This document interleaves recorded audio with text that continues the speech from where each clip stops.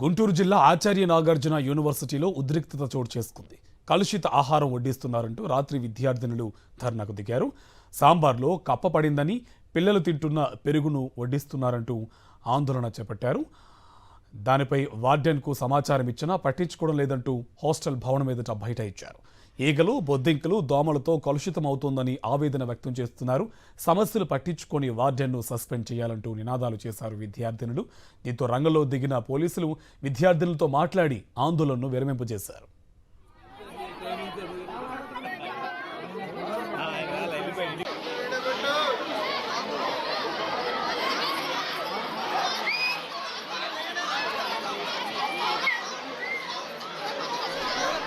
ఆచార్య నాగార్జున యూనివర్సిటీలో లేడీస్ హాస్టల్లో పరిస్థితి చాలా దారుణంగా ఉంది.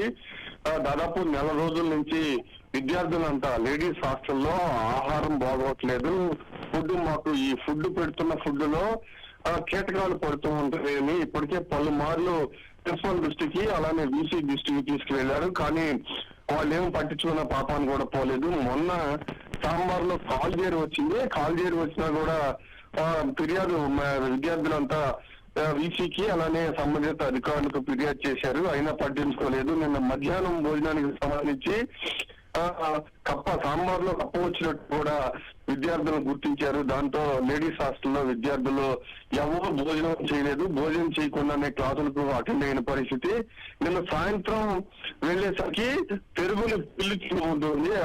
విద్యార్థులకు వడ్డించే పెరుగు పిల్లి తింటూ ఉంటున్న దృశ్యాన్ని చూసి ఒక్కసారిగా ఆగ్రహించారు.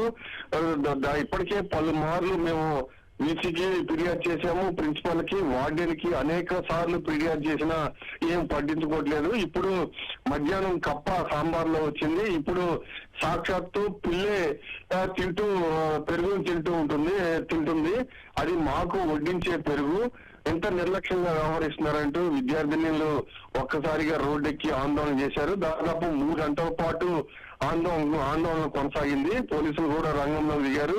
ఖచ్చితంగా ఎవరైతే నిర్లక్ష్యంగా వ్యవహరిస్తున్నారో వాళ్ళపైన చర్యలు తీసుకునేంత వరకు ఆందోళన కొనసాగిస్తామని కూడా దాదాపు 3 గంటల పాటు ఆందోళన చేశారు. అయితే ఖచ్చితంగా ఎవరైతే ఉన్నారో ఈ నిర్లక్ష్యంగా వ్యవహరించారో వాళ్ళపైన చర్యలు తీసుకుంటామని కూడా హామీ ఇవ్వడంతో వాళ్ళు విద్యార్థులు నిరసనని విరమించారు. ఖచ్చితంగా ఈ రోజు నుంచి మంచి ఆహారం ఉండాలి, శుభ్రంగా ఉండాలి.